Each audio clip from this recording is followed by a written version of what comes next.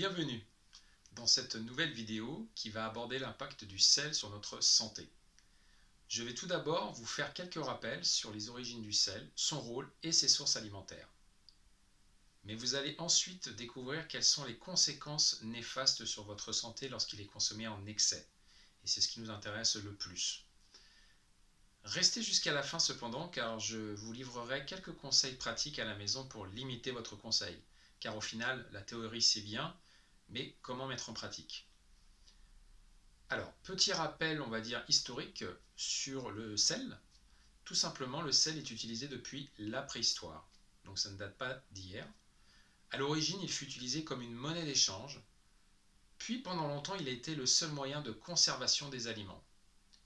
Au cours du 19e siècle, l'arrivée de nouvelles techniques a apporté des solutions pour se substituer au sel. On aurait dû s'attendre à observer une baisse de consommation globale de sel, mais parallèlement en fait à la diminution du sel en tant que conservateur, on a observé une augmentation de l'ajout de sel dans les produits manufacturés, c'est-à-dire en fait les produits qui ont été industriellement transformés. Si bien qu'aujourd'hui, notre consommation mondiale de sel se situe entre 9 et 12 grammes par jour par individu. Alors, il me paraît aussi important de faire une petite précision. Vous avez peut-être entendu parler de sodium et donc de sel alimentaire. Eh bien, en fait, c'est la même chose. Il faut savoir que le sodium est un élément chimique qui est le plus abondant sous la forme combinée au chlorure, ce qu'on appelle le chlorure de sodium NaCl. C'est en fait notre sel alimentaire. Par exemple, sachez que 1 g de sodium pur équivaut à 2,54 g de sel. Ou bien encore, 1 g de sel équivaut à 393 mg de sodium pur. Nous parlerons donc maintenant de sodium, ce qui revient au même que le sel alimentaire. En comparant avec l'alimentation du Paléolithique, notre consommation moderne de sel a été largement multipliée. De ce fait, on s'interroge fortement sur les impacts que peut avoir ce micronutriment sur notre santé. Il a été démontré en fait avec le temps que l'environnement a favorisé une activation des gènes qui limitent les pertes de sodium dans l'organisme. Pourquoi? Tout simplement parce que le régime alimentaire du Paléolithique, donc il y a quelques milliers ou millions d'années, était riche en fruits et légumes et en végétaux d'une manière générale. Il y avait donc beaucoup d'apports en potassium et très peu d'apports en sodium. Notre organisme a alors appris à épargner le sodium, par opposition à notre alimentation moderne qui est riche aujourd'hui en sodium et faible en potassium à cause de son apport par l'agriculture, l'élevage, le besoin de stocker avec l'accroissement de la sédentarité, et où le sel est utilisé à des fins microbiennes, mais surtout gustatives, pour rehausser le goût. Cette évolution très rapide de l'alimentation n'a pas été suivie de la même évolution de notre génome, pour épargner 7 fois plus de potassium. En effet, notre génome subit une mutation ponctuelle tous les 100 ans sur l'ensemble des séquences codantes. Autant dire que notre patrimoine génétique ne s'est pas adapté en si peu de temps à l'inversion des rapports entre sodium et potassium. Cette observation est le fondement qui explique l'impact sur notre santé d'un excès de consommation de sodium. Et cet impact est étudié depuis maintenant plusieurs décennies. Alors, d'un point de vue scientifique, à quoi ça sert le sodium? Eh bien, il a finalement plein de rôles, même s'il ne doit pas être en excès. Il est essentiel à la vie et à une bonne santé, car sa fonction essentielle est le maintien de la volémie. Alors, c'est une fonction corporelle dont le nom est un petit peu scientifico-barbare, je peux vous l'accorder. Donc, c'est une fonction qui repose sur le rein et sa capacité à maintenir le débit de sang dans votre cœur, la pression sanguine dans vos artères et la circulation du sang dans tous vos tissus pour alimenter vos cellules. Par ailleurs, le rôle du sodium est primordial à l'équilibre hydroélectrique par son action sur la pression osmotique des liquides extracellulaires, c'est-à-dire à l'extérieur des cellules, le liquide dans lequel vos cellules baignent. il faut maintenir une concentration extracellulaire 7 fois supérieure à celle à l'intérieur des cellules. Ainsi, vous aurez des migrations des ions. Le sodium participe également à d'autres mécanismes très importants, comme par exemple maintenir l'équilibre acido-basique des liquides du corps. Et vous verrez son importance dans le module numéro 1 du parcours Métasanté si vous ne l'avez pas déjà fait. Le sodium permet aussi de participer à la transmission et à la conduction de l'influx nerveux en couple avec le potassium. Il favorise l'absorption de nutriments comme le potassium, le glucose et les acides aminés depuis le tube digestif vers vos cellules. Alors, comment ce sodium est transformé, métabolisé? La totalité du sodium ingéré est absorbée par l'intestin et reste à l'extérieur de vos cellules pour ensuite participer aux échanges avec l'intérieur de vos cellules. En fait, les 2/3 de votre sodium absorbé est échangeable. Seulement 1/3 reste fixé à l'os. L'élimination se fait en majorité par les reins grâce à une régulation hormonale très fine. En cas d'altération de la capacité du rein à éliminer la quantité nécessaire de sodium, en fait, on va avoir un retentissement sur l'état du volume du plasma et de la pression artérielle. Alors vous allez me dire, c'est quoi le plasma? Eh bien, c'est un liquide en fait qui compose 50% de votre sang, qui n'a pas de couleur et dans lequel tous vos globules rouges vont être en suspension. C'est pour cette raison qu'un excès de sel favorise l'hypertension. Alors, d'une manière générale, on considère que l'organisme a besoin d'un apport quotidien minimum de 2,5 g de sel, donc c'est-à-dire NaCl, mais avec un maximum de 5 g par jour. Au-delà, on a des conséquences délétères. Selon l'étude empirique de grande envergure en France, qui s'appelle 1K2, les hommes consomment en moyenne 8,7 g de sel et les femmes 6,3 g, issus de leur alimentation.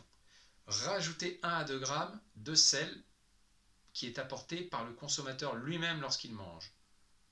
Alors, où se cache le sel finalement? C'est ça le plus important. L'apport de sodium est de nature alimentaire essentiellement. 77% dans les aliments transformés, sauces, pain, biscottes, charcuterie, soupe, plats cuisinés, fromage, pizza. 11% seulement naturellement présents dans les aliments et 12% ajoutés en cuisson ou à table. Alors maintenant, vous allez me dire quels sont les liens entre le sel et les maladies. Tout d'abord, il y a des liens très bien établis entre l'hypertension, les maladies cardiovasculaires et le sel. On l'a vu à travers une étude qui s'appelle l'étude DASH et qui a mis au point un régime alimentaire. Il a pour but de favoriser une alimentation riche en fruits et en légumes, en produits laitiers à faible teneur en matières grasses, en fibres alimentaires solubles et en grains entiers, ainsi qu'en protéines de source végétale, et il est aussi pauvre en acides gras saturés et en cholestérol. Alors en pratique, ça donne quoi? Eh bien ça donne 7 à 8 portions de céréales complètes, 4 à 5 portions de fruits, 4 à 5 portions de légumes, 2 à 3 portions de produits laitiers, 2 portions de viande, de volaille ou de poisson, ainsi qu'une complémentation en graines, noix et légumineuses. Alors la première conséquence qu'on a pu l'autre conséquence qu'on a pu observer sur la santé, c'est l'obésité. Le sel serait donc un déterminant majeur de la consommation de boissons sucrées chez les jeunes. Ainsi, travailler à diminuer sa consommation pourrait contribuer à lutter contre la progression de l'obésité. L'autre conséquence, c'est l'asthme. Des études ont montré qu'une réduction de l'apport en sodium sur 2 à 5 semaines serait à l'origine d'une amélioration des fonctions pulmonaires et réduirait la sévérité de l'asthme chez l'adulte. Autre conséquence, c'est une potentielle causalité avec le cancer de l'estomac, car en fait, une bactérie qui s'appelle Helicobacter pylori, qui vit dans votre estomac, est reconnue comme un facteur de risque de ce type de cancer. Mais tout seul, il n'est pas suffisant pour développer le cancer de l'estomac. Par contre, l'association avec le sel pourrait être à l'origine du développement du cancer. Autre conséquence d'une consommation excessive de sel, l'ostéoporose, c'est-à-dire une perte de la densité osseuse. Les études observent qu'en fait qu'un fort apport en sel chez les adultes bien portants induit une augmentation d'excrétion urinaire de calcium, c'est-à-dire une expulsion, une élimination de calcium par les voies urinaires. Des études scientifiques ont suggéré que chez les femmes en post-ménopause, ayant une consommation quotidienne de sel égale ou supérieure aux recommandations, pourraient avoir des effets positifs sur la santé de leurs os en suivant un régime pauvre en sel, qu'on équivaut grosso modo à un apport de 2 grammes par jour, ce qui est très loin des 6,8 grammes. On a aussi une causalité montrée avec les maladies auto-immunes, qui est en cours d'étude. C'est une nouvelle piste de recherche. De nouvelles études impliquant un lien néfaste du sel sur les maladies auto-immunes de type diabète type 1, sclérose en plaques et polyarthrite rhumatoïde, ainsi qu'un lien avec les lymphocytes Th17. Alors, quelles sont les solutions pour prévenir cette surconsommation? Nous avons perdu tout repère. L'offre alimentaire est telle que nous ne savons plus faire la différence entre les produits de saison, les produits de plaisir à consommer modérément et ceux dont notre corps a vraiment besoin. Et le sel fait partie de ce problème. Il est partout et nos besoins en fait finalement sont minimes. De ce fait, une des premières actions à mener est l'éducation et l'information du consommateur, de vous donc. Même si le sel par la salière ne représente que 10% de l'apport, il n'en reste pas moins un axe de réduction.